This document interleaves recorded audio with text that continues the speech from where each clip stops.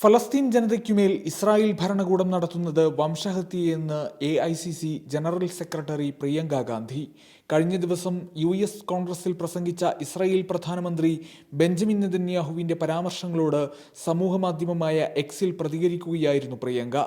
ഫലസ്തീനുമേൽ കാടത്തം കാട്ടുന്നത് ഇസ്രായേലാണ്. അതിനെ പിന്തുണയ്ക്കുന്ന പാശ്ചാത്യ രാജ്യങ്ങളുടെ നിലപാട് അങ്ങേയറ്റം ലജ്ജാകരമാണ്.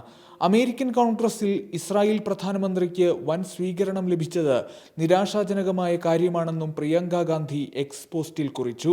അതേസമയം ഗസയിൽ എത്രയും വേഗം വെടിനിർത്തലുണ്ടാകണമെന്ന് US പ്രസിഡന്റ് തെരഞ്ഞെടുപ്പിൽ മത്സരിക്കുന്ന ഡെമോക്രാറ്റ് സ്ഥാനാർത്ഥിയും നിലവിലെ വൈസ് പ്രസിഡന്റുമായ കമല ഹാരിസ് കഴിഞ്ഞ ദിവസം പറഞ്ഞു.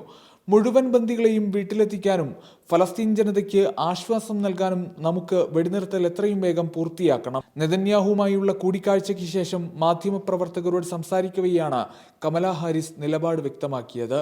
ന്യൂസ് ഡെസ്ക് സുപ്രഭാതം.